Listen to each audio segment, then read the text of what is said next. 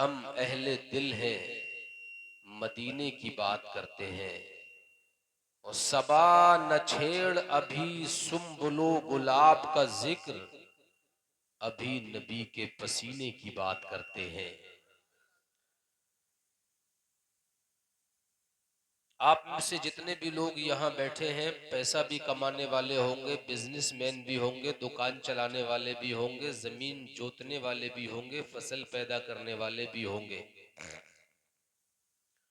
हो सकता है कोई डॉक्टर हो, कोई फिजिशियन हो, कोई सर्जन हो, कोई मेडिकल साइंस की स्टडी करने वाले हो, तो कोई मेडिकल चलाने वाले हो सकता है कोई सरकारी नौकर भी हो, प्राइवेट नौकर भी हो, पढ़ने वाले भी हों, स्टूडेंट्स भी हों, पढ़ाने वाले भी हों, और इसके अलावा दीगर मशागिल से वाबस्ता अफराद भी यहाँ मौजूद हों। लेकिन सुई से लेकर के हाथी तक, जमीन से लेकर के आसमान तक, मशरिक से लेकर के मगरिब तक, शिमाल से लेकर के जुनूब तक, घर से लेकर के बाहर तक, वीराने से लेकर के आबादी तक, बचपन से लेकर के बुढ़ापे तक, जिंदगी से लेकर के मौत तक, ये जो कुछ हमारी नजरों के सामने है, इसका कोई न कोई मकसद है। मसलन मेरे सामने माइक रखा है, मकसद है इसके जरिए आवाज को एम्पलीफायर तक पहुंचाना, यही तो मकसद है। और वहां से उसका मकसद है कि वहां से आवाज को बढ़ा करके साउंड तक पहुंचाना। बल्ब लगाया, मकसद है रोशनी हासिल करना। जनरेटर चलाया, मकसद है इससे करंट हासिल करना। मोबाइल इस्तेमाल किया, मकसद है बात करना, मकसद है चैट करना, मकसद है मोबाइल का प्रयोग करना। आपने कपड़ा पहना, मकसद है जिस्म को छुपाना। घर बनाया, मकसद है धूप से बचना, मकसद है बारिश से बचना, मकसद है आराम के साथ, पर्दे के साथ लेटना बैठना। सर से पांव तक जितनी भी चीजें आप इस्तेमाल किए हुए हैं, कोई भी चीज बगैर मकसद के नहीं। और हिंदुस्तान ही नहीं बल्कि पूरी दुनिया में जरा भी अक्ल रखने वाला आदमी अगर कोई चीज खरीदता है तो खरीदने से पहले एस्टीमेट दिमाग में लगा लेता है कि इसका मकसद क्या है। कुछ चीजें एक दिन के बाद एक्सपायर हो जाती हैं, कुछ एक महीने के बाद एक्सपायर हो जाती हैं, लेकिन हिंदुस्तानियों की जहानत का भी जवाब नहीं। ये जब बुरुश भी खरीदते हैं ना, तो जब तक वो उसकी डेट रहती है उससे दांत मांजते हैं, और जब उसके रेशे खत्म हो जाते हैं तो उसे कमरबंद डालने के काम में लेते हैं। लेने से पहले ही सोच लेता है कि जब तक ये रहेगा मैं इससे क्या काम ले सकता हूँ, इसकी शक्ल बिगड़ने के बाद, टाइम निकलने के बाद मैं इससे क्या काम ले सकता हूँ। कोई भी चीज बगैर मकसद के नहीं।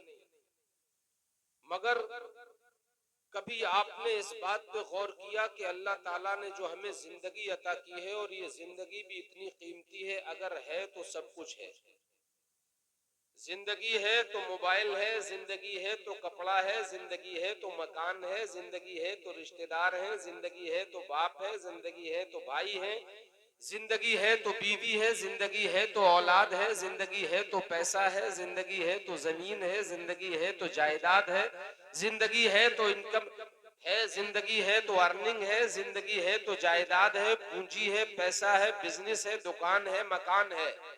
लेकिन जिंदगी खत्म तो सब, जोर से बोलो सब, मतलब जान है तो जहान है।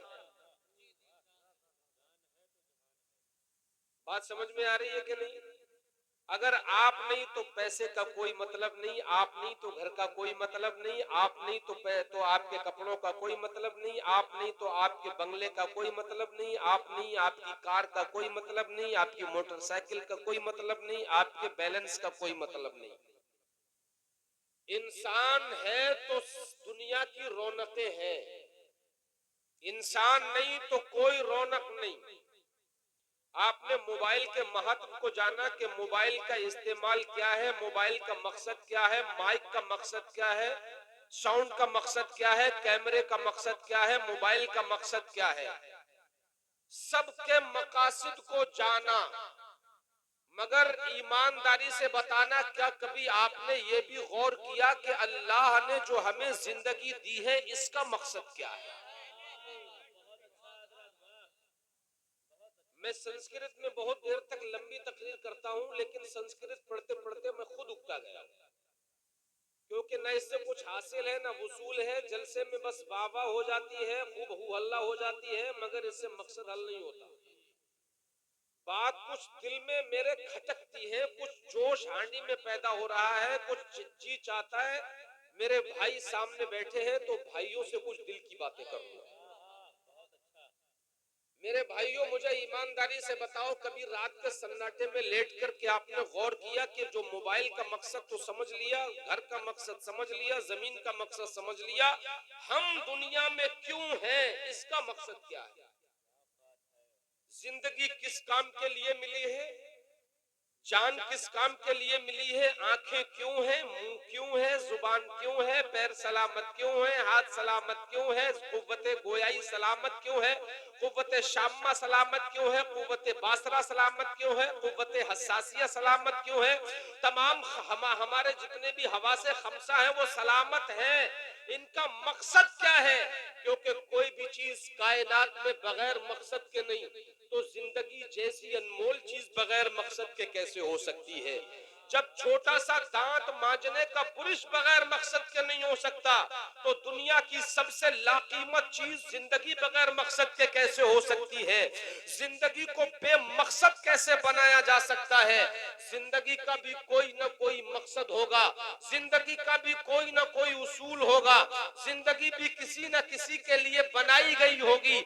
मेरे भाई, जिंदगी की कोई चीज बगैर मकसद के नहीं, जिंदगी भी बगैर मकसद के नहीं, तो पूछा किससे जाए और बताएगा कौन?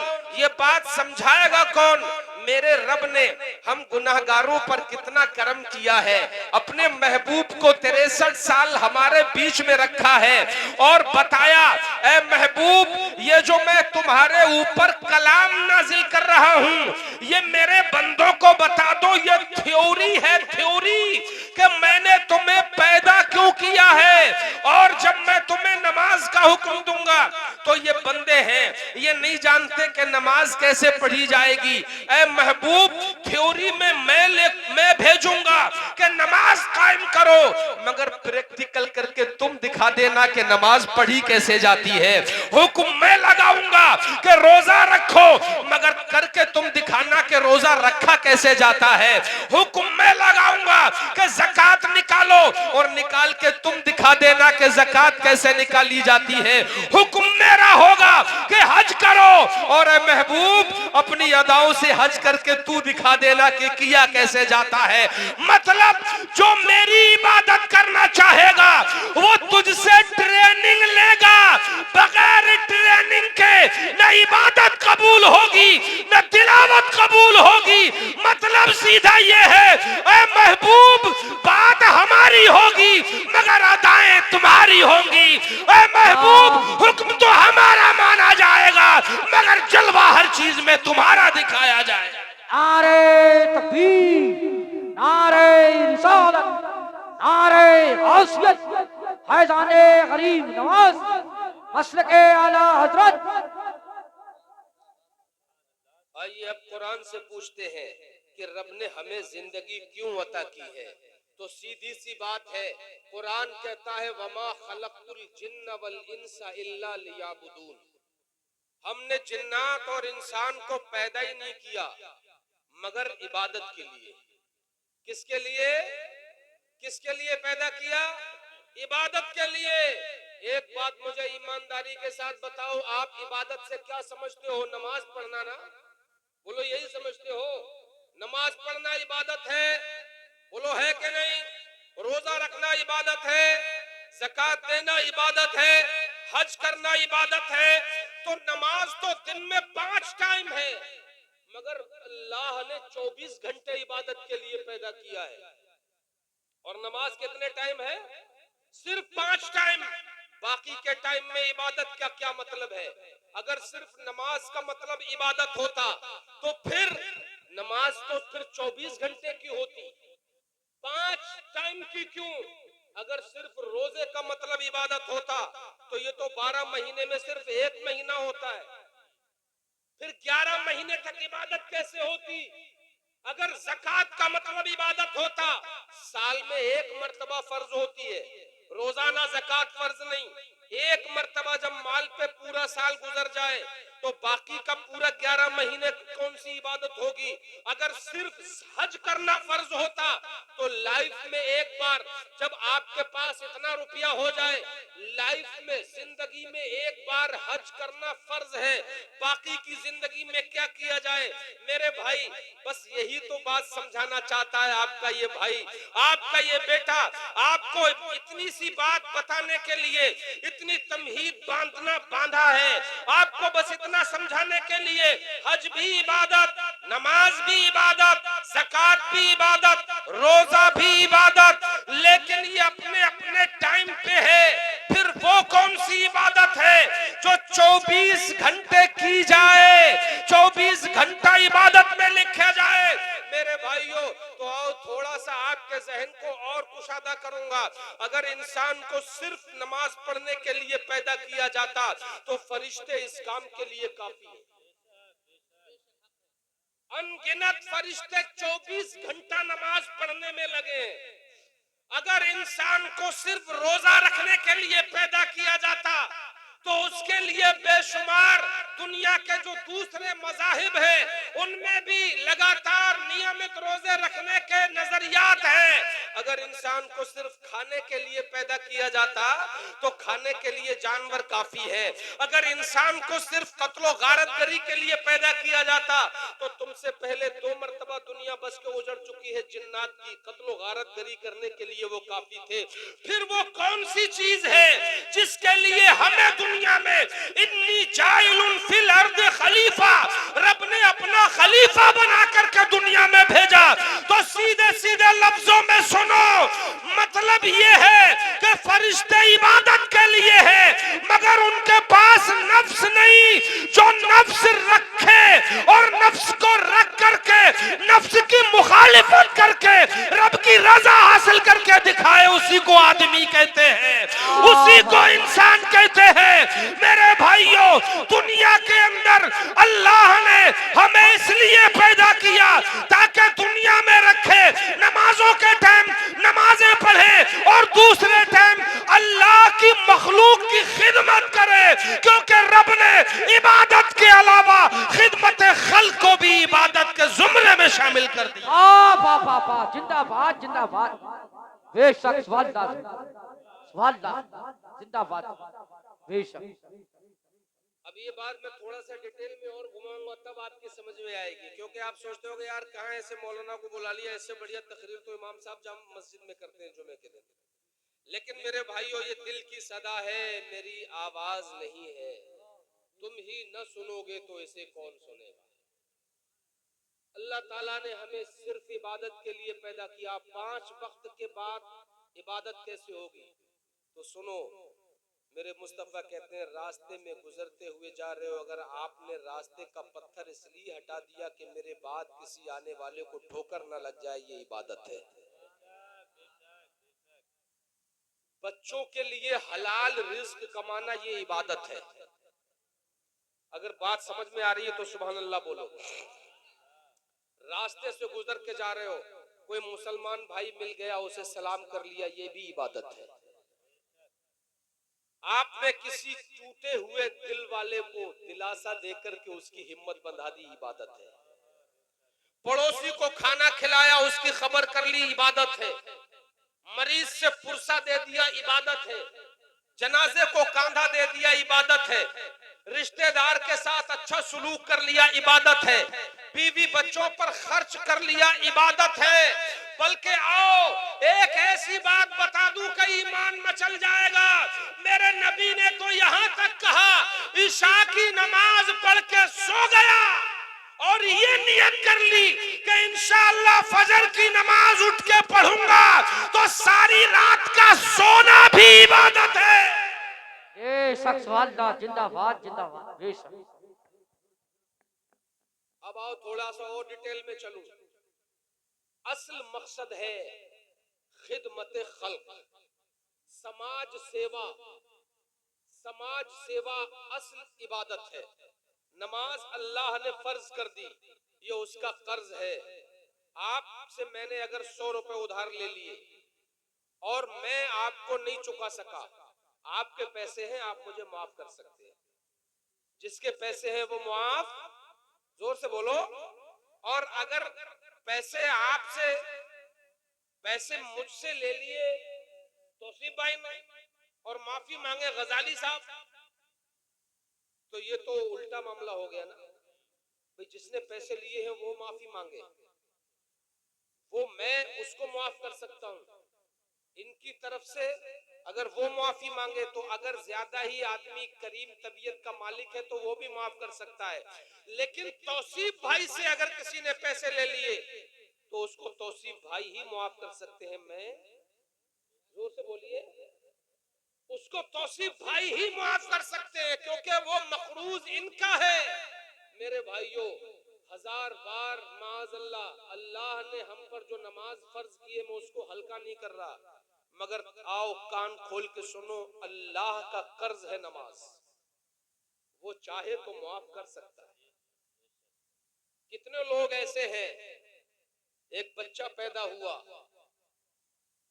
गूंगा है, बहरा है, बालिग हो गया, बालिग होने तक बोला नहीं, सुना नहीं, लेकिन मुसलमान के घर में पैदा हुआ है। सिर्फ इसलिए जन्नत में जाएगा कि मुसलमान के घर में पैदा हुआ है। जुबान से कलमा कभी नहीं पढ़ा क्योंकि गूंगा है, कान से कभी कलमा सुना भी नहीं क्योंकि बहरा है।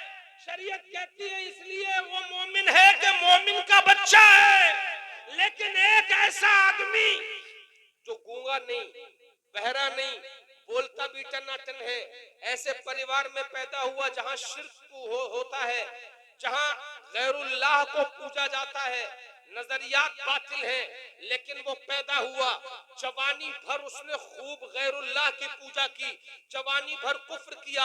एक दिन मौलाना साहब से मुलाकात हो गई, जाकिर भाई ने समझा दिया कहां चक्कर में पड़े हो, अल्लाह को पहचानो, उसकी मार्फत हासिल करो। उसने कहा कि यार बात तो ठीक कहते हो, कुछ बातें अच्छी लगी, दिल बदल गया, कलमा पढ़ करके इस्लाम के हल्के में दाखिल हुआ। उसी वक्त कलमा पढ़ा था, अभी एक भी टाइम की नमाज नहीं पढ़ी कि उसी टाइम मौत आ गई। बोलो कहां जाएगा? जोर से बोलो। अभी नमाज तो नहीं पढ़ी, अभी रोजा तो नहीं रखा, पूरी जिंदगी कुफ्र किया, सिर्फ कलमा पढ़ा ही था, मौत आ गई, जन्नत में जाएगा। जरा तवज्जो करना, मतलब क्या हुआ? बस समझाना ये चाहता हूं मेरे भाई, बताना ये चाहता हूं कि अल्लाह का कर्ज है नमाज, चाहे तो माफ कर दे। लेकिन मेरे मुस्तफा कहते हैं अगर किसी ने अपने भाई का दिल दुखा दिया तो जब तक वो भाई माफ नहीं करेगा अल्लाह भी उसे माफ नहीं करेगा। कहने बेशक जिंदाबाद। पूरा पूरा माल हड़प करे जा रहे हैं, कसम खुदा की ऐसा ऐसा हराम खा के डकार भी नहीं ले रहे। पूरे पूरे प्लाट हड़प करे जा रहे हैं, पूरे पूरे मकान, जमीनें, मेढ़े काट काट के बीघा 2 बीघा बढ़ा ली दूसरे के में। जिसका हत्थे लग गया हड़प, जिसका हत्थे लग गया हड़प, और पलट कर डकार भी नहीं ले रहा है। इतने इतने मोटे पेट हो रहे हैं कि ढोल डंका मार दो तो ढोल से ज्यादा आवाज निकले। हराम खा खा के ऐसे लाल पड़ रहे हैं। गांवों में बोलो ऐसा है कि नहीं है? समझे?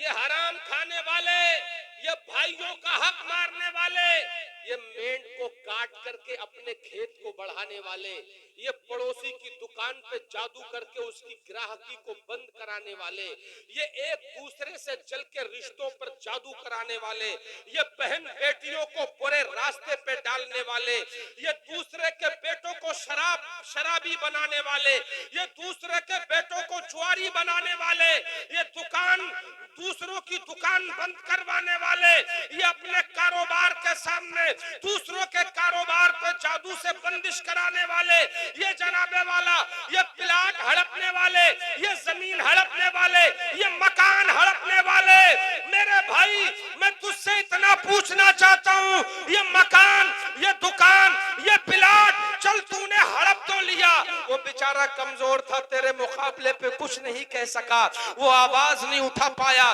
क्योंकि उसे मालूम था मेरे पास पैसा नहीं है, और गांव का प्रधान भी उसी का पक्ष लेगा जिसके पास पैसा है, जिसके पास वोट ज्यादा है, विधायक जी भी उसी की कहेंगे, मंत्री भी उसी की कहेगा, गांव का मुखिया भी उसी का पक्ष लेगा। इसलिए वो बेचारा अपने दिल को मसोस के रह गया, अपनी आहों को दबा के रह गया। मेरे भाई आज तू ताकत में था, तूने उसका प्लाट हड़प लिया, क्या तू ये समझता है कि यहाँ की अदालत पर जीत करके यहाँ के लोगों को खरीद के तू रब की अदालत को भी खरीद लेगा? क्या अल्लाह के फैसले को भी खरीद लेगा? क्या मैदान महशर में जो तेरे खिलाफ जजमेंट दिया जाएगा उसको भी खरीद लेगा?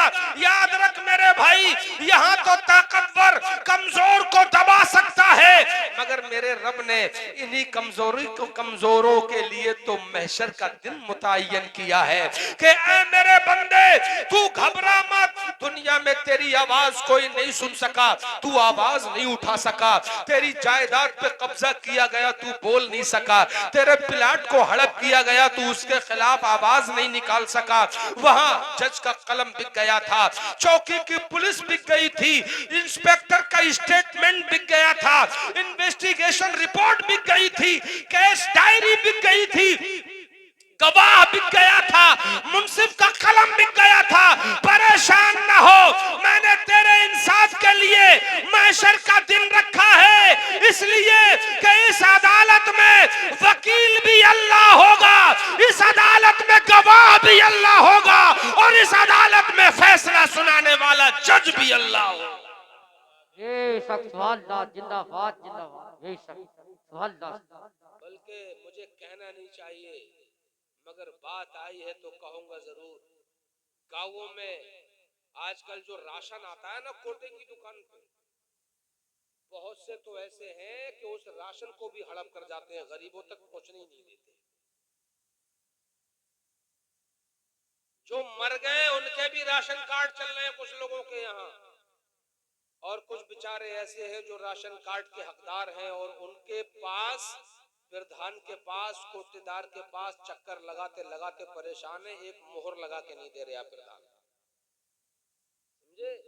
कोटेदार उसकी बात सुनने को तैयार नहीं है, क्योंकि उसे मालूम है गरीब आदमी है, जान पहचान किससे जाएगा कहाँ, चौकी जा नहीं सकता, थाने जा नहीं सकता, कुछ मालूम है नहीं, अनपढ़ आदमी है, यही अपने दो चार लोगों से शिकायत करके बैठ जाएगा। और कुछ खुददार भी ऐसे होते हैं कि जो टूटी हुई झोपड़ी में तो रह लेते हैं, मगर किसी के आगे हाथ फैलाना मुनासिब नहीं समझते।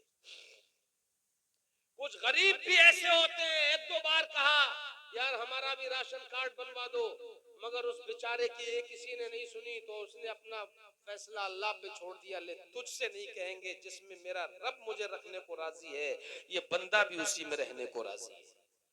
कुछ लोग ऐसे गद्दार हैं, खुददार हैं, और कुछ लोग गद्दार हैं। गद्दारी मेरे भाइयों, दीन ने तो हमें ये सबक दिया था कि लोगों की खिदमत करो, समाज सेवा करो, मगर तेरे पास 4 दिन से कोटा क्या आ गया, तेरा राशन अमीरों के यहाँ तो पहुंचता है, अमीरों के मकान में तो 1-1 बोरी 2-2 बोरी शक्कर पहुंच रही है, 4-4 फर्जी राशन कार्ड पे गल्ला पहुंच रहा है। तेरी बस्ती का वो गरीब जिसके घर में फाके होते हैं, उसका राशन कार्ड भी कोई बनवाने को तैयार नहीं। तुझे तो ये चाहिए था कि अपने पर्सनल पैसे से उसकी मदद करता, तो हद ये हो गई कि गवर्नमेंट से आया हुआ माल तक उसको नहीं पहुंचने दे रहा है। मेरे भाइयों बोलो ऐसा है कि नहीं है? गांवों में कॉलोनियां आती हैं, गरीबों के लिए घर आते हैं, लोग जिनके ऑलरेडी पहले से मकान बने हुए हैं, वो अगर थोड़ी सी नेतागिरी में है ना, तो वो बने हुए मकान पे एक नया मकान और ले लेते हैं।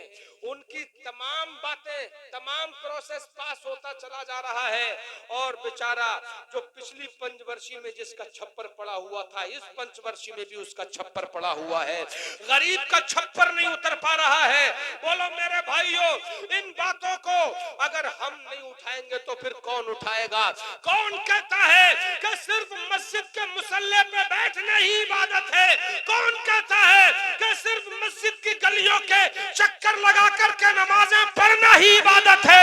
मैं तो ये कहता हूँ कि इबादतें मस्जिदों के मुसल्ले पे भी होती है और इबादतें गरीबों की झोपड़ी में राशन पहुंचा करके भी होती है, हकदारों को घर दिला करके भी इबादत होती है। बल्कि मैं तो ये कहता हूँ कि किसी बूढ़े की लाठी को पकड़ के उसे सड़क पार कराने से भी इबादत होती है। बेशक सुभान अल्लाह, जिंदाबाद, सुभान अल्लाह। बोलो बात समझ में आ रही है कि नहीं? तकरीर ऐसी सुनना नहीं चाह रहे हो शायद, है? अरे यार जरा सोचो तो, आलिम सिर्फ तुम्हें कुरान पढ़ के सुनाएगा, ये बातें कौन करेगा? इन मिंबरों का मजाक बना के रख दिया है। पैसा ये गरीब आवाम जो बेचारा टुक टुक चलाता है, जो टेम्पो चलाता है, ऑटो चलाता है,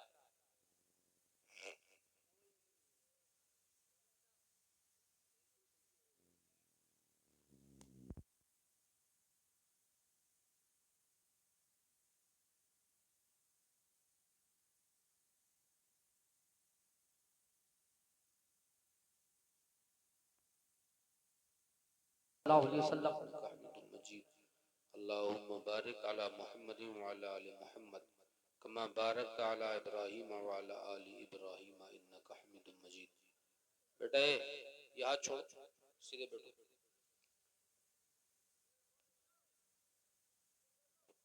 बज़्म रसूल है, इसका अदब बहुत जरूरी है। तशरीफ रखें इमाम साहब, आप भी तशरीफ ले आए और सब लोग तशरीफ रखिए। बस बहुत ज्यादा लंबी बात नहीं करनी है, अभी चंद साआत में अपनी गुफ्तगू को समेटने की कोशिश करता हूँ। क्या जनरेटर में तेल अब है या फिर बंद हो जाएगा?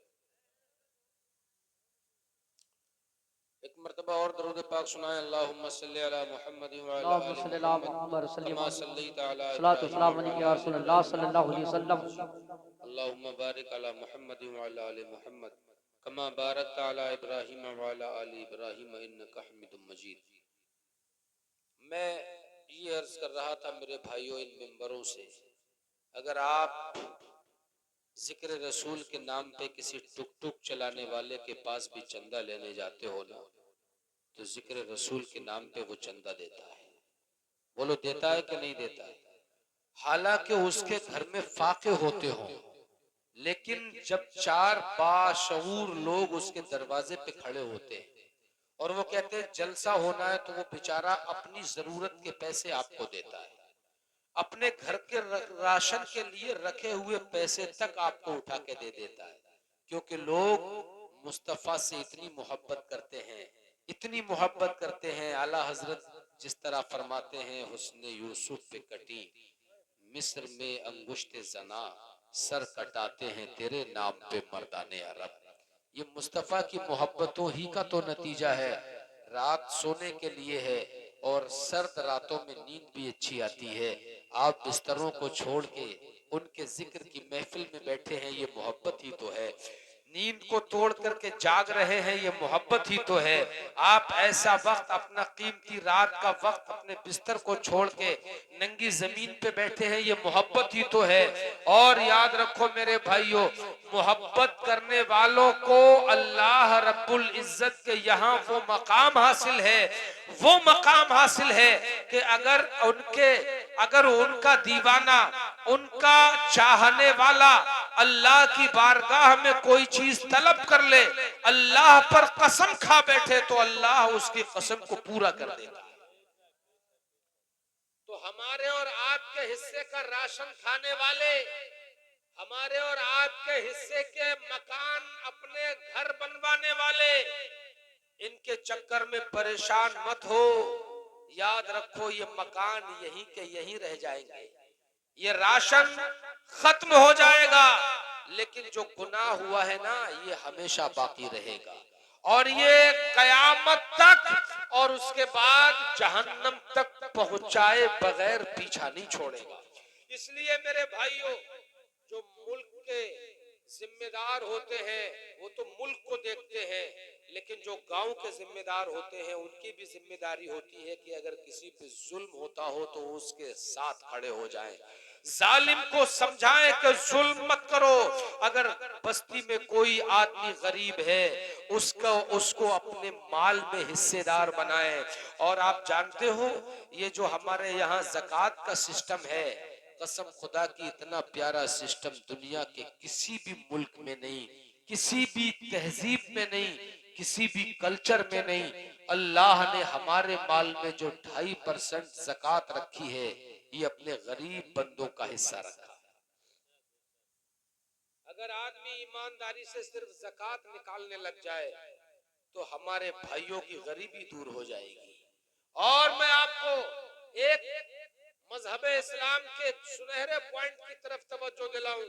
मेरे भाइयों, ऐसे लोग जो आज हम पे हुकूमत कर रहे हैं, ऐसे लोग कि जो हमारे धार्मिक व्यवस्थाओं में खलल डालते हैं, वो महीने में 15 दिन में 8 दिन में मीटिंगें करते हैं और निजाम इतना मजबूत कर लिया कि इतने दिनों में मीटिंगें करके हमारे घरों तक घुसाए, हमारे धार्मिक कार्यक्रमों में घुसाए। और जरा सोचो तो कि अल्लाह ने हमें कितना मजबूत निजाम दिया है कि ए मुस्तफा के उम्मतियों, ए महबूब के दीवानों, तुम महीने में एक बार नहीं, हफ्ते में एक बार नहीं, 5 टाइम मीटिंग करो। इन्हीं 5 टाइम्स को हम 5 टाइम की नमाजों के नाम से जानते हैं। जरा सोचो तो यार, कितना मजबूत सिस्टम है हमारे पास। 5 टाइम मुलाकात करो। और जानते हो जमात की फजीलत इतनी क्यों रखी है इस्लाम में?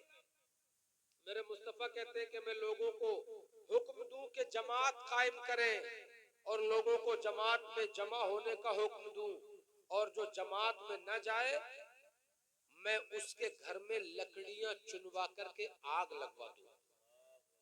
ये मस्जिद में नमाज़ें बाजमात छोड़ने वालों के लिए वईद है। अब जरा सोचो जमात में ऐसी क्या हिकमत है? मेरे भाइयों, जमात में जब आदमी जाता है तो एक दूसरे से मुलाकात होती है। अगर 5 टाइम का नमाजी एक टाइम मस्जिद में ना आए तो सब लोग पूछने लगते हैं यार फला क्यों नहीं आया, फला क्यों नहीं आया। उसके बारे में तुरंत पता लग जाता है कि बीमार है, और अगर ये पता लगता है बीमार है तो सारे मस्जिद के नमाजी नमाज के बाद उसकी अयादत को जाते हैं, कहते हैं चलो हमारा भाई बीमार हो गया उसकी मिजाज कुर्सी कर ले। जरा सोचो तो इस्लाम ने कितना प्यारा सिस्टम दिया। 5 टाइम मीटिंग कर लो, और 5 टाइम मीटिंग करने के बाद जरूरी नहीं कि कुछ लोग हर मीटिंग में शामिल हो, कुछ शहर से बाहर होते हैं, कुछ कारोबार के सिलसिले में गए हुए होते हैं, तो 8 दिन में एक बड़ी मीटिंग कर लो। इसी बड़ी मीटिंग का नाम जुमा है। और जुमा में भी जो लोग ना मिल पाए, अल्लाह रब्बुल इज्जत ने देखिए कितना प्यारा निजाम बनाया। अपने आ गए, बेगाने आ गए, मगर कुछ लोग बाहर मुल्क गए हुए होते हैं, वो हर जुमे में नहीं आ सकते। अब सुनो, अल्लाह रब्बुल इज्जत ने क्या प्यारा निजाम हमें अता फरमाया। चलो हर जुमे में नहीं आ सकते तो साल में एक मीटिंग कर लो जिसमें अपना भी आ जाए, बेगाना भी आ जाए, भूले बसरे भी आ जाएं, परदेसी भी आ जाएं, जिनके इस गांव में मर चुके हैं वो भी आ जाएं, जिनका खानदान कहीं और जाके बस गया है वो भी आ जाएं। साल में एक दिन ऐसा रख दिया, 30 दिन रोजा रखो और 30 दिन के बाद ईद उल फितर मना लो। उस ईद के बहाने तुम्हारे उनसे भी मुलाकात हो जाएगी जो तुमसे पिछड़े हुए हैं, और उनसे भी मुलाकात हो जाएगी जो तुम्हारे देश से बाहर रहने वाले। जिंदाबाद जिंदाबाद। और जब एक सुभान अल्लाह, मानने वाले बेशक। होते हैं तवज्जो करिएगा, जब एक मत के मानने वाले होते हैं तो आदमी की जिज्ञासा जागती है कि यार फला आदमी मेरे ही मत का है। अब चूंकि आप अगर चाहते हैं कि आप श्रीलंका के मुसलमान से मुलाकात करें तो वहां जाने के लिए वीजा लगेगा, पासपोर्ट लगेगा। आप अफ्रीका के मुसलमान से बात करना चाहते हैं, वीजा की जरूरत, पासपोर्ट की जरूरत, और मुल्कों के एक दूसरे मुल्क से ताल्लुकात अच्छे हैं, तब तो आप जा सकते हैं। और आजकल जो हालात चल रहे हैं, किसी के पासपोर्ट पे अगर पाकिस्तान का वीजा लग जाता है ना, तो समझ लीजिए पूरी जिंदगी उसके घरों पे एजेंसियां आती जाती रहती है, कभी LIU वाले, कभी CBI वाले, उसका यहाँ सर्च एजेंसियों के मामला चलते ही रहते हैं। लेकिन अल्लाह ने कितना प्यारा निजाम बनाया है, जब तुम पूरी दुनिया के अपने ईमानी भाइयों से मुलाकात करना चाहो तो जिंदगी में एक मर्तबा हज करने चले जाओ। वहां तुम्हें अफ्रीका वाला भी मिलेगा, श्रीलंका वाला भी मिलेगा, कैनेडियन भी मिलेगा, अमेरिकन भी मिलेगा, नेपाली भी मिलेगा, जापानी भी मिलेगा। अल्लाह का निजाम देखो, 5 टाइम मीटिंग करो इसे नमाज कहते हैं, 8वें दिन मीटिंग करो तो जुमा कहते हैं, साल में मीटिंग करो ईद उल फित्र कहते हैं, और पूरी दुनिया के भाइयों से लाइफ में एक बार मिल लो, इसी को हज कहते हैं। नारे तकबीर, नारे रिसालत, नारे हौसियत, फैजाने गौसे आज़म, फैजाने गरीब नवाज, वस्ल के आला हजरत फैजाने साजी, नारे तकबीर। सुभान अल्लाह। कितना बड़ा निजाम है हमारे पास, बोलो है किसी के पास? जोर से बोलो, है किसी के पास इतना बड़ा निजाम? मगर अफसोस कि मस्जिद में अजान होती रहती है, तू अपने मोहल्ले की मस्जिद में नहीं जाता। लेकिन अजमेर के लिए जब बस लगती है ना, तो पुटलिया सबसे पहले तेरी बस की छत पे रखी होती है। जब अजमेर के लिए ऐलान होता है तो तेरा टिकट सबसे पहले बुक होता है। साबिर साहब के दरबार में जाने के लिए तू दौड़ा दौड़ा फिर रहा है, तू कार भी किराए पे कर लेता है, उसकी टंकी भी फुल करवा लेता है, रास्ते के खर्च भी बर्दाश्त कर लेता है। मगर वो मस्जिद जो तेरे मोहल्ले में है, जहां जाने में कोई पैसा खर्च नहीं होना, जहां जाने में कोई रुपया खर्च नहीं होना, वहां जाने में तुझे दिक्कतें आती है। मैं कहता हूं मेरे भाई, मस्जिद को छोड़कर तू पूरी जिंदगी अजमेर के चक्कर लगाता रहे, मैं ऑन द स्पॉट गारंटी के साथ ये बात कहता हूं, तू पूरी जिंदगी अजमेर जा। अगर एक टाइम का सजदा भी छोड़ दिया है तो पूरी जिंदगी का अजमेर का सफर एक सजदे की भरपाई नहीं कर सकता। सही बात है। समझे? और जाना भी क्या जाना हो रहा है भैया, बस कुछ पूछो मत। अगर हम कह दें तो हम ही मुजरिम जा रहे हैं अजमेर और रास्ते में नैन मटक्का करते हुए जा रहे हैं, समझे? जा रहे हैं अजमेर और अय्याशियां करते हुए जा रहे हैं। जिस बस में लड़कियां जा रही हैं, उस बस में चाहे 1000 रुपया महंगा टिकट हो, लौंडे को बुक करा नहीं कराना, समझ रहे हो? ये अय्याशियां बढ़ गई हैं हमारे यहाँ। अजमेर भी जा रहे हैं तो अय्याशी करते हुए, कलियर भी जा रहे हैं तो अय्याशी करते हुए। अल्लाह अकबर। अजी ये तो अजमेर और कलियर की बात होगी। भैया कहाँ दे रहे हो चाय? कहाँ दे रहे हो चाय? ऊपर ना, हाथ ऊपर ही रखना है, अभी चाय मत पिलाना, या चाय पी लो, तकरीर सुनोगे बताओ है? हाँ तो तकरीर सुनो तो फिर मैं इंशाल्लाह इश्क़ नबी का जाम पिलाता हूँ। ये चाय से अच्छा है, बोलो चाय से अच्छा है कि नहीं है? बहुत अच्छा है बेशक। जरा मचल के कहें सुभान अल्लाह। सुभान अल्लाह, सुभान अल्लाह। आपके मोहल्ले में ये अजमेर और कलियर की बात तो दूर की हो गई, रात में 10 बजे के बाद देहातों में तो 8 बजे सो जाते हैं लोग। 8 बजे के बाद तुम किसी गली से गुजर जाना, इतना माहौल खराब हो चुका है तो गली के नुक्कड़ पे किसी के मकान की दीवार से चिपट के बदबूदार नाली के किनारे बैठ के मोबाइल कान में लीड लगा के खुसर खुसर चलती मिलेगी आपको। बोलो बात सही है कि नहीं है? ये वैसे उसे बिठा दो तो जहां पर इतर लगा होगा वहां भी बदबू आएगी उसे। कैसा इतर लगा दिया यार, दिमाग खराब हो गया, समझे। मगर बदबूदार नाली के किनारे 2-2 घंटे बैठ के गर्लफ्रेंड से बात हो रही, समझे। कहे किसकी, टुक टुक दीदम दम न कशीदम, इसको खोले तो इसकी लाज और इसको ढांपे तो इसकी लाज। ये सब मैं अपनी कौम की बातें बता रहा हूं मेरे भाई। इस कौम की बातों को बाहर नहीं जाना था, मगर क्या करें, अगर हम न कहेंगे तो फिर कौन कहेगा। और खूब मालूम है कि मेरी लड़की बिगड़ी हुई है, बात करती है, मगर बात की आंखों का पानी ऐसा मरा है कि वो जानते हुए भी कि लड़की बात करती है लड़के से, फिर भी मोबाइल पे पाबंदी नहीं लगा रहा है। अगर कोई कह भी दे ना, अरे हमारी लड़की तो समाचार सुनती है, हमारी लड़की तो मोबाइल में, अभी हमारी लौंडिया इतनी काबिल हो गई, उससे कह दो तो अमेरिका की बात अभी निकाल के सुना देगी। कसीदे पढ़ रहे आप फिर उसके, समझे। फिर उसकी तारीफ में ऐसे पुल बांध रहा कि उसी पुल पे चढ़ के रात में निकल के भाग जाती है, समझे। उसी पुल से निकल के भाग रही है, ऐसे पुल बांध रहा है उसकी तारीफ में। लौंडिया हाथ से निकल जाती है तो कहता है अरे मौलाना साहब क्या करें, लौंडिया निकल गई। मैं कहता हूं भाई, निकल तो वो उसी दिन गई थी जिस दिन तू अपनी लड़की के हाथ में चलते हुए मोबाइल की तारीफ कर रहा था। निकल तो वो उसी दिन गई थी, तेरी इज्जत का जनाजा समाज के सामने निकलना बाकी था।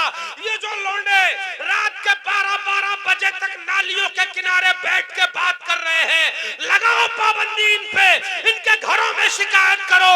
अगर ये फिर भी ना माने तो इनके चपत लगाओ, इनके थप्पड़ लगाओ, इन्हें मार मार के इन्हें उठा दो, भगा दो वहां से। क्योंकि जो लड़का नाली के किनारे 2 घंटे बैठ के बात कर रहा है, अगर वो तुम्हारी बेटी नहीं है तो तुम्हारे किसी भाई की बेटी है। अगर तुमने अपने भाई की बेटी की परवाह नहीं की तो ये आग एक दिन तुम्हारे घर में भी दाखिल हो जाएगी, और लगेगी आग तो आएंगे कई घर जद में, यहाँ पे सिर्फ हमारा मकान थोड़ी। वाह वाह वाह, बेशक, सुभान अल्लाह, जिंदाबाद। क्या मतलब है यार नौजवान लड़के का 12-12 बजे तक बात करना, बोलो कोई मकसद है। अच्छा फिर मजे की बात यह है कि जान सब रहे एक दूसरे, खूब पता है कि ये किससे बात कर रहा है, मगर हमारे हमसे क्या जा रहा है, हमारा लड़का थोड़ी, हमसे क्या जा रहा है। याद रखो मेरे भाइयों, जिस दिन तुमने ये सोच लिया ना कि हमसे क्या जा रहा है, मैं गारंटी के साथ कहता हूं कि तुम्हारे घर में ये बला घुस के दम लेगी, तुम्हारे घर में भी ये आग पहुंचेगी। अच्छा मेरे भाइयों एक बात बताओ, एक कश्ती में आप बैठे हो, उसी कश्ती में आदमी दूसरी तरफ से अपनी जगह से जहां वो बैठा है वो छेद करने लगे, और आप भी उसी कश्ती में बैठे हो, तो आप ये कहोगे अरे कर रहा हमें क्या मतलब, वो अपनी जगह पे तो छेद कर रहा है, हमसे क्या लेना देना। तो बोलो ये बात सही है क्या गलत, जोर से बोलो, क्यों गलत। क्योंकि जब वो अपनी जगह से छेद करेगा ना तो अकेला नहीं डूबेगा, खुद तो डूबे हैं सनम, तुमको भी ले डूबेंगे। बोलो अकेला तो नहीं डूबेगा। ये गांव भी एक कश्ती है, गांव भी एक नाव है, जिसका हर फर्द जिम्मेदार है। किसी की औलाद को ज्वारी बनते देख के खुश मत हो,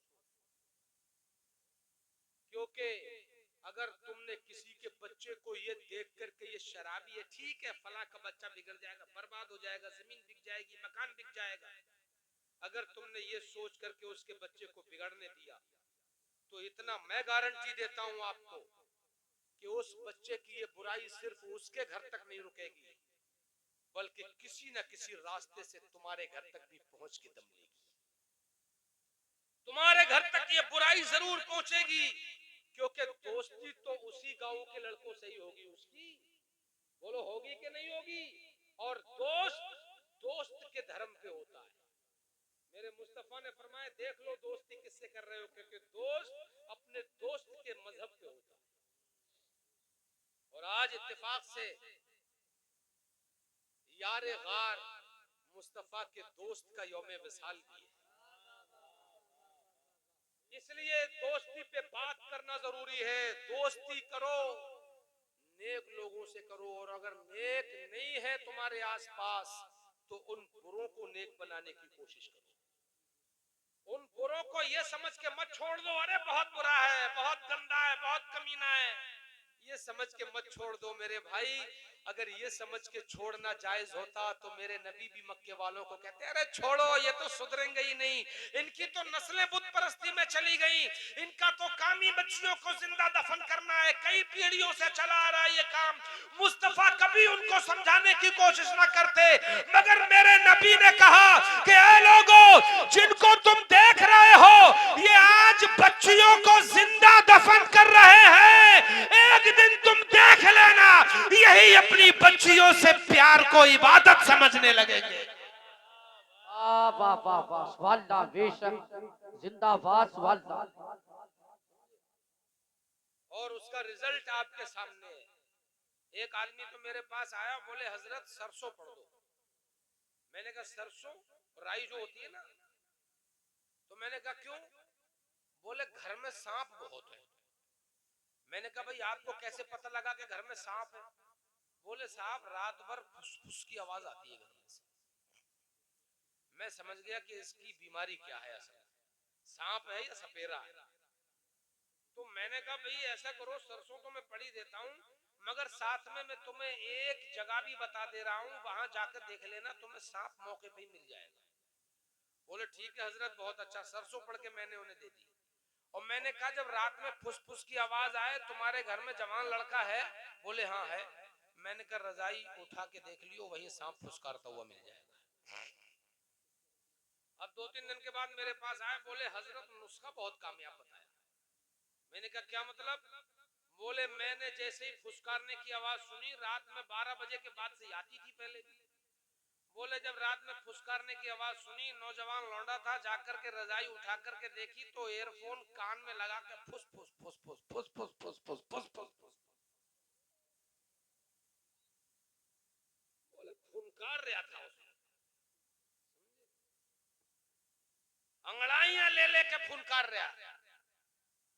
चारों तरफ से रजाई दबा ली, फुस फुस फुस फुस फुस फुस फुस फुस फुस, पूरी रात ना खुद सो रहा है, बराबर वाले को सोने दे रहा। बाप बेचारा परेशान है, यार इतना मोटा सांप के जाने का नाम ही नहीं ले रहा, फुसकार कहां पर आए?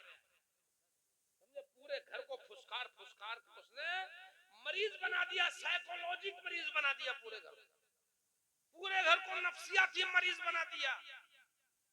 अब असल में क्या था, वो जो उसके जहन में गंदी बैठी थी ना, गंदगी, वो फुसकार रही थी। लड़की से बात करने में लगा हुआ था पूरी रात, ईयरफोन कान में लगा के बोले हजरत नुस्खा बहुत अच्छा, सांप भी पकड़ा गया, सपेरा भी पकड़ा गया, और बीन पे लहराने वाली नागिन भी पकड़ी गई। क्योंकि ये सपेरा इतना कर्रा सपेरा, यार कोई सपेरा मैदान में जाए, सांप के सामने बीन बजाना पड़ती है तो लहरे में आ रहा है, इधर ये 10 किलोमीटर दूर बीन बजा रहा है, उधर नागिन 10 किलोमीटर दूर चारपाई पे लहरा ले रही है। समझे, परेशान दोनों है, वो लड़की का बाप भी परेशान, समझे। और ये हो हर घर में रहा है, मानो या मत मानो, मगर सच्चाई यही है।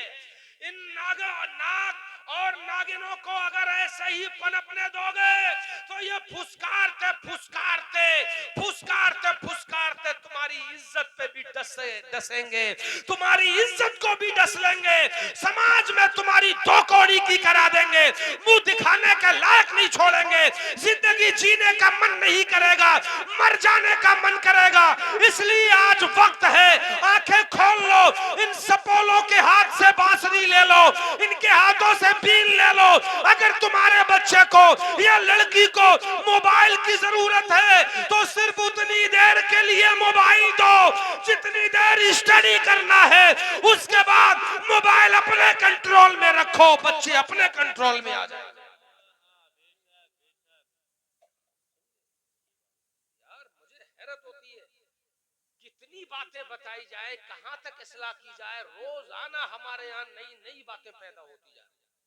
अब समझाने वालों को ही लोग नहीं बख्श रहे, भाई गांव में जो इमाम होता है वो समझाता है कि नहीं समझाता है, मगर कुछ लोग उल्टा इमाम को समझाने लग जाते हैं।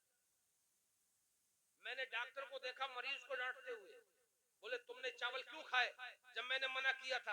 अरे सॉरी डॉक्टर साहब भूल गया था। नहीं तुम्हें पूछना चाहिए था, दवा मैंने तुम्हें दी, इतनी कीमती दवा दी, तुम्हारा मैंने परीक्षण किया, निरीक्षण किया, मैंने तुम्हारा इन्वेस्टिगेशन किया, मैंने तुम्हारी जांच की, इतने मैंने मेहनत लगाई, दवा लिखी और मैंने परहेज बताया, तुमने परहेज तोड़ दिया।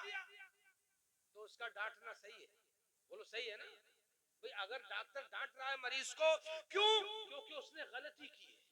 चावल खाए, डॉक्टर ने मना किया था चावल मत खाना, उसने खा लिए, सॉरी बोल रहा है, डॉक्टर साहब सॉरी, दोबारा से ऐसी गलती नहीं होगी। तो डॉक्टर मान गया, उसने फिर से लिख करके दिया। इंजीनियर डांट रहा है कि भाई मैंने तुझसे कहा था कि ये दीवार यहाँ से मत बनाना, तो मिस्त्री उसके सामने सॉरी बोल रहा है। मैंने कहा मतलब, बोले इसलिए कि इंजीनियर ज्यादा जानता है, मिस्त्री कम जानता है, इसलिए वो डांट खा रहा है और ये डांट सुन रहा है। डॉक्टर ज्यादा जानता है, मरीज कम जानता है, इसलिए डॉक्टर डांट रहा है, मरीज डांट खा रहा है। मैंने वकील को देखा क्लाइंट को धमकाते हुए, मैंने तुमसे कहा था जब पुलिस आए तो ये कहना, और तुमने ये क्यों कह दिया? तो वो कह रहा है सॉरी वकील साहब गलती हो गई, आइंदा ऐसा नहीं होगा। रीजन क्या है? वकील ज्यादा जानता है, क्लाइंट कम जानता है, इसलिए वो डांट रहा है, ये डांट खा रहा है। मैंने देखा मोबाइल के मिस्त्री को, मोबाइल चलाने वाले को डांटते हुए कि मैंने तुमसे कहा था सॉफ्टवेयर करा लेना, बगैर सॉफ्टवेयर के मोबाइल नहीं चलाना। अरे सॉरी मिस्त्री साहब अब तो संभाल दो, काम चलाओ किसी तरह से। मतलब मिस्त्री ज्यादा जानता है, ये कम जानता है, वो डांट रहा है, ये डांट खा रहा है। लेकिन जब मैंने मुक्तदी को देखा इमाम को डांटते हुए, अरे इमाम तू फला जगह क्यों चला गया, मेरे घर नियाज पढ़ने क्यों नहीं आया, मेरे घर फातिहा पढ़ने क्यों नहीं आए? मैंने कहा अल्लाहू अकबर, ये तो मामला ही उल्टा है, डांटना इमाम को चाहिए, क्योंकि इमाम ज्यादा जानता है, मुक्तदी कम जानता है। मगर हैरत है कि जो कम जानता है वो उसको समझा रहा है जो 8 साल मदरसे की पतली दाल पी के आया है, वो उसको डांट रहा है जो कुरान की शिक्षा लेके आया है, वो उसको समझा रहा है जो हदीस की शिक्षा लेके आया है, वो उसको समझा रहा है कि जिसके हाथ में अगर पूरा मुल्क दे दिया जाए तो पूरे मुल्क को इतने अच्छे से चला के दिखा दे कि सारे प्रधानमंत्री इसके सामने फेल होते हुए। बोलो बात सही है कि नहीं है यार? मुक्तदी इमामों को समझा रहे हो, बोलो उल्टा हो रहा है कि नहीं हो रहा है? भाई जो ज्यादा जानता है वो कम जानने वाले को समझाता है, मगर अलिफ से लेट नहीं आता और इमाम को समझा रहा है।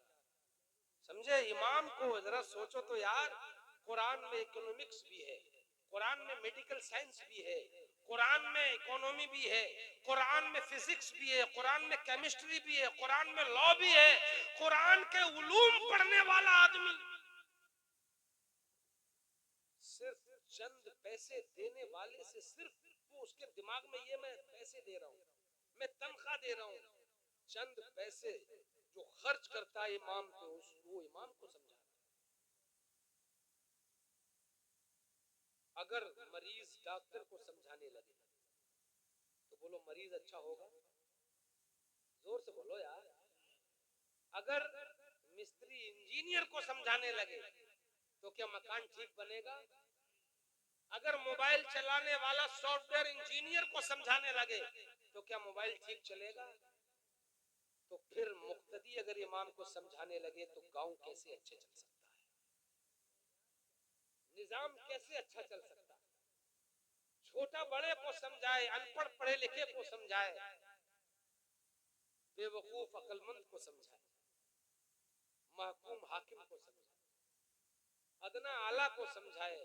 इतनी सी बात यार नहीं समझते हो मेरे भाइयों? दिमागों में बिठा लो, कुरान और हदीस वो उलूम है कसम खुदा की, इनको पढ़ करके अगर मुल्क का प्रधानमंत्री बन जाए तो उससे ज्यादा अच्छा देश को और कोई नहीं चला सकता। वो एक कामयाब प्रधानमंत्री बन के दिखा सकता है, क्योंकि ये कुरान में सारे उलूम है, अहादीस में सारे उलूम हैं जो आलिम मदरसों में पढ़ के आते हैं, पूरे पूरे 8-8 10-10 साल लगा के उस इल्म को हासिल करते हैं। मेरे भाइयों, मेरी आपसे ये वालिहाना, मुखलिसाना, अकीदतमंदाना गुजारिश है, अपने बच्चों को समझा लो, आने वाला वक्त बहुत खतरनाक है। बर्बादियां हमारे दरवाजों पे दस्तकें दे रही हैं। इन बच्चों को, जिनके हाथों में एक हाथ में कुरान और दूसरे में कंप्यूटर होना चाहिए, उनके हाथों में गेम खेलते हुए मोबाइल नजर आ रहे हैं। उनके हाथों में पबजी डाउनलोड ऐप खेलते हुए मोबाइल नजर आ रहे हैं। जिन हाथों में कुरान की आला तालीम के शाहकार नमूने नजर आना चाहिए, उन हाथों में लड़कियों के साथ चैट करने वाले टाइपिंग नजर आ रही है। मेरे भाइयों, अपने बच्चों को समझाओ, याद रखो, कौमें वही तरक्कियां करती हैं जिनके पास तालीम होती है। वही लोग मुल्क में हुकूमत करते हैं जिनके पास शिक्षा होती है। और लोग, आखिरी बात और कह दूं, बात कह दूं या खत्म करूं? बोलो। उदास तो, अरे मायूस तो नहीं हो रहे हो? मुझे लग रहा है यार आपकी खामोशी से। देखो, अगर सुनना चाहते हो तो फिर आगे बात कर दूं, वरना खत्म करूं। लोग अपने बच्चों को, अपनी बच्चियों को 40-40 साल का कुंवारा बिठाए हुए हैं, इसलिए कि अपने पैरों पे खड़े हो जाएं तो शादी करें। ऐसे लोग देखे ना? बोलो देखे हैं? देखे तो होंगे। यार मेरे भाई, मुझे ईमानदारी से बताओ, तरक्की तो बाद में भी हो जाएगी। उम्र जो निकल गई क्या दोबारा आ सकती है? जोर से बोलो। तालीम बाद में भी हो जाएगी, मगर उम्र जो निकल गई वो दोबारा नहीं आएगी। जुल्म मत करो अपने बच्चों पे। पढ़ाई शादी के बाद भी हो सकती है। कौन कहता है शादी के बाद तरक्की नहीं होती? शादी के बाद भी बच्चा एजुकेटेड हो सकता है, शादी के बाद भी तरक्की होती है। मेरे कितने ऐसे मित्र ऐसे हैं जिन्होंने शादी के बाद पढ़ाई की, और मैं दूसरों की क्या मिसाल दूं, खुद मैं अपनी बात आपको बता रहा हूं। शादी के बाद मैंने एमए किया, और फिर एमए किए हुए मुझे काफी टाइम हो गया, कोई गाइड करने वाला नहीं था। अब आकर के 2 बच्चों का बाप होने के बाद मैंने कॉलेज में एडमिशन लिया, एलएलबी किया। एलएलबी करने के बाद बार काउंसिल ऑफ इलाहाबाद में रजिस्ट्रेशन कराया। आज बरेली के डिस्ट्रिक्ट कोर्ट में मैं कुर्ता पैजामा शेरवानी पहन के, सर पे टोपी लगा के जज के सामने प्रैक्टिस करता हूँ। मैं एडवोकेट भी हूँ, मैं वकील भी हूँ। तो इसका मतलब ये तो नहीं हुआ कि शादी तरक्की रोक लेती है। जिन्हें पढ़ना है, तरक्की करना है, उन्हें आप शादी करा दो या कुंवारा रखो, वो हमेशा तरक्की करते हैं। और जब मुकद्दर में नहीं है तो बिला वजह की तकलीफें मत उठाओ। टाइम पे शादी करो, टाइम पे, और अपने बच्चों की टाइम पे शादी करके उनका घर बसा दो।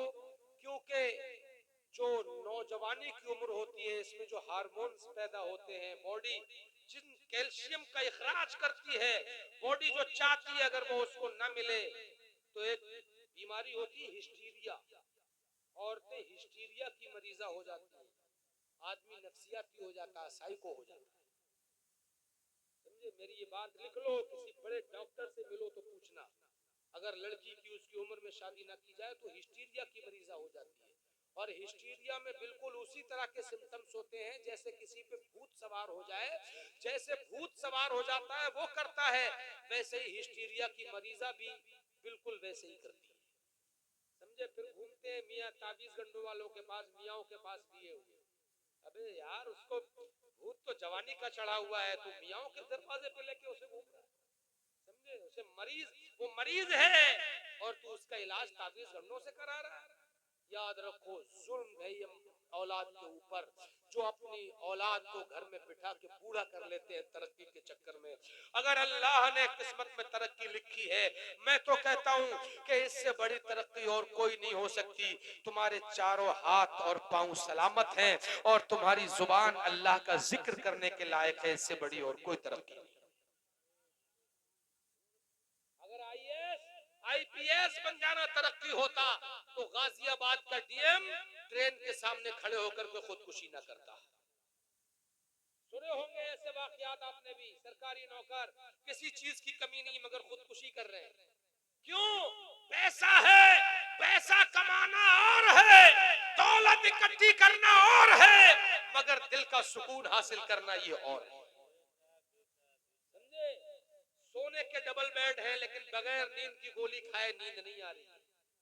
कार है मगर कार में बैठने का मजा नहीं आ रहा है। तुम्हारे उनके पास बड़े बड़े अस्पताल हैं, मगर खुद के बच्चे इतने बीमार हैं कि वो ठीक होने में नहीं आ रहे हैं। पावर है मगर खुद ऐसे फंसे हुए हैं कि उनके आंसू पूछने वाला कोई नहीं है। और एक तरफ ये गरीब मजदूर सुबह को टिफिन लेके जाता है, 300 रुपए की मजदूरी करके आता है, और रात को खाना खाने के बाद जनाबे वाला टूटी चारपाई पे ऐसी फटनाटे की नींद सो जाता है कि पूरी दुनिया में इधर से उधर हो जाए, जलजले आ जाए, मगर इसकी आंख ही नहीं खुलती। ऐसी चैन की नींद सो जाता है। ये अल्लाह का इनाम नहीं है तो और सो जाता है जमीन पर अखबार बिछाकर।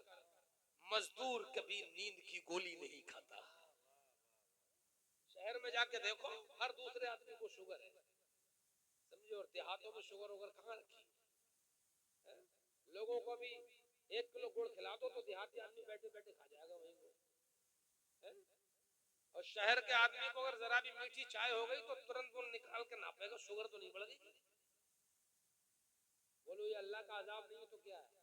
मगर मैं ये नहीं कहता कि हर आदमी पे अजाब है, लेकिन मैं ये जरूर कहूंगा वजअलनल लैला लिबासा वजअलनन नहारा माशा।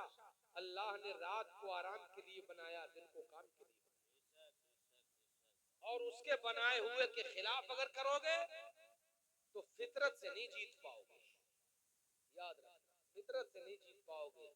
तरक्की के चक्कर में उम्र गवा देना ये अक्लमंदी नहीं है।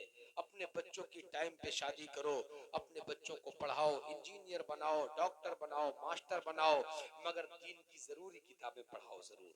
दीन की जरूरी तालीम देने के बाद वो कितना ही बड़ा इंजीनियर हो जाए, कितना ही बड़ा प्रोफेसर हो जाए, कितना ही बड़ा IAS IPS हो जाए, लेकिन जब दीन की तालीम उसके दिमाग में पहले बैठी होगी ना, तो वो कुर्सी पे बैठ के ये सोचेगा कि यार मेरे सामने जो खड़ा है ये अल्लाह का बंदा है, और अल्लाह के बंदों की खिदमत करना यही समाज सेवा है।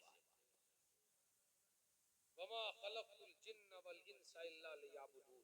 मैंने जिस आयत करीमा को उन्वाने सुखन बनाया, बस उसका मकसद ये है कि लोगों की सेवा करो, इसलिए कि एक दिल को तोड़ना 1000 काबे को ढाने के बराबर है। 1000 काबे, एक काबा वो जिसकी तरफ हम मुंह करके नमाज पढ़ते हैं, क्या कोई सोच सकता है कि मैं उस काबे की तौहीद भी कर दूं? तोड़ना तो दूर की बात है। मगर शेख सादी ने एक हदीस को नकल किया फारसी में, अज हजारा काबा यक दिल बेहतर अस्त, दिल बदस्तावर के हज्जे अकबर अस्त। एक दिल 1000 काबों से बढ़कर है। दिल बदस्तावर के हज्जे अकबर अस्त। और तूने अगर किसी का दिल रख लिया तो बड़ा वाला हज कर लिया, इतना सवाब तुझे दिया जाएगा। दिलों को मत तोड़ो, ये मेंढे काटना छोड़ो, ये यहीं रह जाएंगी, प्लाट हड़पना छोड़ो, यहीं रह जाएंगे। राशन जिनका आ रहा है मेरे भाई, मैं कोटेदारों से भी कहता हूँ, प्रधानों से भी कहता हूँ, तुम ये मत समझो कि अल्लाह ने तुम्हें रिस्क का मालिक बना दिया। ये तुम्हारे पास मौका है समाज सेवा करने का, अल्लाह ने टाइम दिया है तुम्हें मौका दिया है लोगों की खिदमत करने का। इसी बहाने से खिदमत करो, लोगों की सेवा करो, क्योंकि अल्लाह के बंदों की जो सेवा करता है अल्लाह उसकी सेवा करता है। अल्लाह रब्बुल इज्जत की बारगाह में दुआ है, मौला ताला हमारा सुनना सुनाना कबूल फरमाए, इनमें हुए अगलात को माफ फरमाए। अस्तगफिरुल्लाह रब्बी मिन कुल्ली ज़ंबि व अतूबु इलैह। एक मर्तबा सब लोग मेरे साथ मिलके पढ़ें, ला इलाहा इल्लल्लाह मुहम्मदुर रसूलुल्लाह।